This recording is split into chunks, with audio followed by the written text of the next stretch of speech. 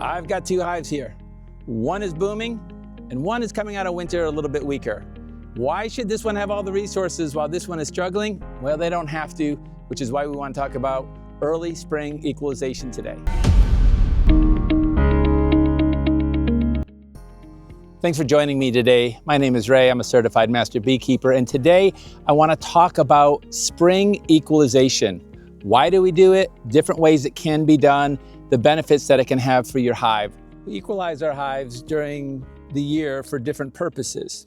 Spring equalization has a little different purpose than you might have for equalizing your hives, for example, in the fall. When we talk about equalizing our hives in the spring, we have a couple of different goals. So here I have two hives. I was in these the other day, and so I know their general strength. This hive here is relatively strong. Most of the boxes are filled with bees. I was in here the other day. There's quite a bit of brood. This hive here is relatively weak. Coming out of winter, it's got just maybe 3 or 4 frames of bees. And so by equalizing them, it's going to accomplish a couple of things. Let's talk about what they are. Number one, it's going to reduce the tendency for this hive to swarm early in the season. Now, if the hive has already started to create swarm cells in here, and they're already bent on swarming, it's not going to have an effect. So I'm talking about early spring here, before they even start to get to the place where they're crowded or thinking about swarming and dividing into 2 hives, would be the time that I would want to address this issue and take some of the resources from this and move it to the weaker hive. But one of the goals for equalization is to take your strong hives and to knock them back just a little bit. I don't want to weaken them to the point to where they're struggling. Certainly don't want to be separating the brood to different places in the box and just taking random frames out of here and there to where it's difficult for the bees to keep the brood warm if we happen to get, some cold nights still here at the end of February or the beginning of March. However, if I do it right, I can set this hive back just a little bit, keep it from swarming, and at the same time increase this hive. So before we start to equalize, there's a couple of rules, I guess, generalizations that we should be aware of. Number one is temperature. I don't want to attempt this if my daytime hives are not going to be consistently at or above, say, 60 degrees. The warmer, of course, the better. But if my daytime hives are only getting up to 40 or 45 or 50 degrees, it's too early to take and do something like this. So number one is you've got to have your temperature at least 60 degrees or above rather consistently. Now, if you have one day that it drops a little bit below and hits in the 50s or whatever, that's fine.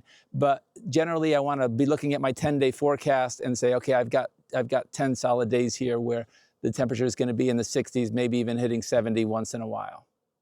Second rule that we should talk about is 3-frame rule.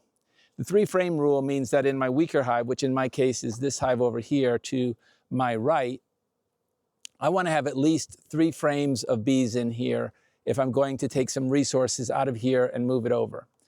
Or let me put it another way. If I only had, say, 1 frame of bees, or the two frames together that are just wedged in, there's just a few hundred bees inside of here, this colony is probably too weak to save at that point. It's barely surviving coming out of winter. It may be too much to move some resources over here. I might as well at that point just do a split and combine this with the split. So before I balance and take resources from my good hive and move them over, then I want to make sure that this hive is actually going to benefit from that and is not just a dead hive because it has a bad queen, maybe an old queen, or there's something else wrong inside of the hive that has really weakened it over the winter. So I kind of use the 3-frame rule, which again means I've got good 3 solid frames of bees inside of here before I move resources over from one to the other. So I'm going to show you a balance here in just a moment, but I just want to talk about the donor hive for a second. On the donor hive, I want to have at least at this early stage, again, later in the season, the rules change a little bit, but early spring, I want to have at least 5 to 7 frames of brood here so that if I take 2 frames out of here and move them over here to the weaker hive, I'm not weakening this hive too much as it's trying to build up for the spring. So there's kind of a balance that we have to look for. So I'm going to inspect this hive and I'm going to check it and I'm going to see how strong it is. Not just how many bees, but am I seeing frames of eggs and larvae and brood in here before I move it over, which I know I'm going to because I was already in here a couple of days ago. And that's what gave me the idea, because I was going to balance these two hives out, and I said, oh, let me make a video and let's just kind of walk through it a little bit together today. So I try to balance my hives coming out of winter as much as I can so that this hive can get a good boost. You know, every frame of brood that I move from the strong hive to the weak hive is going to be, you know, hundreds or thousands of bees, depending on how many cells are filled with brood, but it could be up to 5,000, 6,000, 7,000 bees that I move over.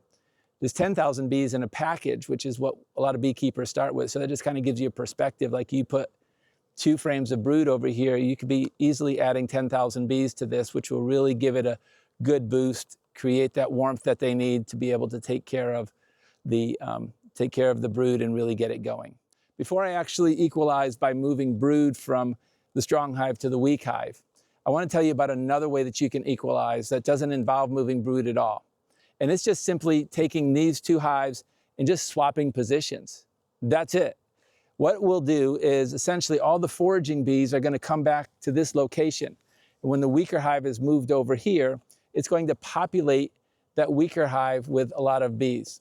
But if you're just low on bee population, one way to equalize is just swap the boxes and just leave them there. I'm not going to do that one today because I want to show you how to do it with the brood, but that's one thing that you can do as well. Let me go ahead and get my smoker going. If you've been watching my channel for a while, you know I use the Apisalis smoker. Okay, step number 1 when I open up this hive is going to be that I find the queen. I have to find the queen.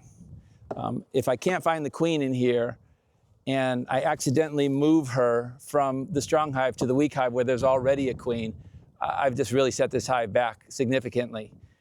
One of those 2 queens will die off and this hive will have to raise a new queen. It's too early in the season to buy queens. Like, I'm just gonna mess everything up. So if you can't find your queen or don't know how to find your queen yet, then this is probably not a good move for you. But I want to encourage you, keep looking for that queen. After a while, you're just going to get an eye for it. You just trust me. After a while, you're going to know what kind of frame she's on, how she moves and everything, and you're going to find her much easier as time goes on.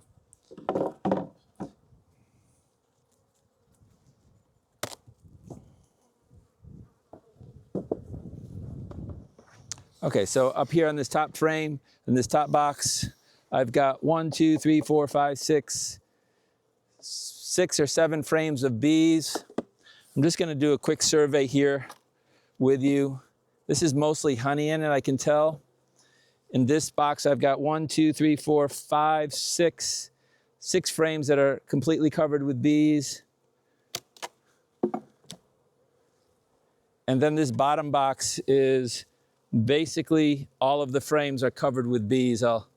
I'll tilt it up here and show you. So I have pretty good coverage. Now what I'm going to want to do is I'm going to want to find my queen. I'm going to start here in the bottom box. I doubt she's down here, but since I've already got the bottom box opened up, I will go ahead and just take a quick peek. The chance of her being on this outer frame is almost very low. That's just honey.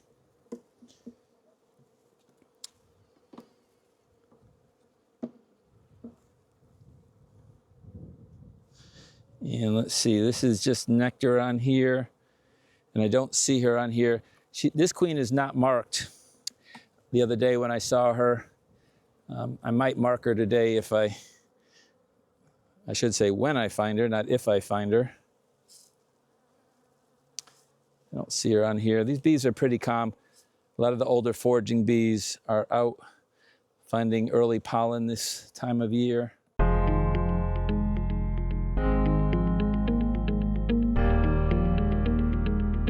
When I'm making these videos, sometimes finding the queen can take several minutes. Give me some feedback, like, do you mind watching when I'm trying to find the queen, or would you prefer me to just fast forward through it until I actually locate her? I was curious about that. I don't want to lose viewers that don't see the purpose of the whole video because they're waiting for me to see the queen. There's a lot of propolis. See this propolis right here? I'm gonna go ahead and scrape this off.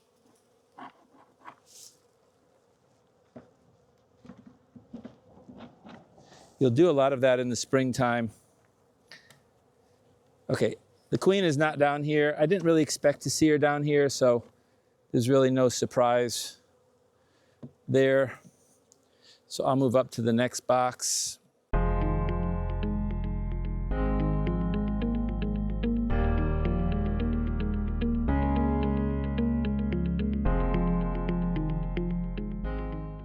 course, you make a video, you come out here to make a video to show equalization, and the first thing you say is you have to find the queen. Of course, that makes it almost guaranteed that she's going to be super hard to find. All right, I found her. She's not marked right now. I'm just gonna go ahead and put her in a clip so that I can finish this equalization.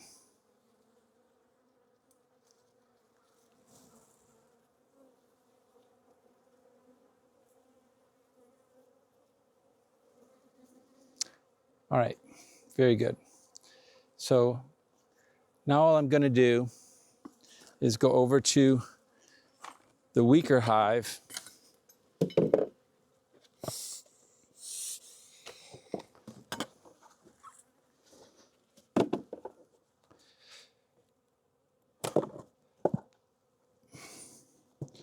All of these bees are down in the bottom box. So I've only got, on this hive, I've just got 3 frames of bees right now. So I'm going to remove maybe 4 frames of bees. I'm going to remove an empty comb out of here. I'm going to slide everybody over to the middle. And then I'm going to take a frame of eggs. Like this is a full frame of eggs and some hatching brood. Mostly has nurse bees on it. And I'm just going to slide it over here to give it a boost. I can put 1, I can move 2 frames. In this particular case, I'm just for demonstration purposes, I'm just going to move 1 frame over here today, and so that I can just kind of illustrate it for you. So the process is to move a couple of frames. Now, it's best if you have frames of capped brood to move them over, because that's going to give the most immediate boost to your hive, because they're going to be hatching first. And then there's less concern about keeping that young larva warm on a cold night with the capped brood, especially as it gets closer to maturity, than it is versus uncapped brood. So again, I'm kind of demonstrating this for you today, but I would prefer, if I had more capped brood, to take a full sheet of capped brood and move it over there. But we're pretty early in the season, and I just wanted to show you how this was actually done. So I'm going to put this hive back together. But first, I think I'm going to take a second and go ahead and mark this queen. I'm going to use today a tool that a lot of beekeepers use. I usually pick the queen up and mark her, but a lot of beekeepers like to use this tool. So I'm going to show you how this is done today, just for something different. This is a bee snug tool, it's called. I actually offer these on my website if you're interested in purchasing one, or you can 3D print your own. It's just basically a tool with an elastic on it. So what I'll do is I will just take a frame of bees, and I will release the queen on it, and then I will pin her down with the bee snug tool, hold her down here, and then I will mark her with my marking pen. So I'm going to get the marking pen ready first, because when I have her pinned, I would like to just be able to do it quickly.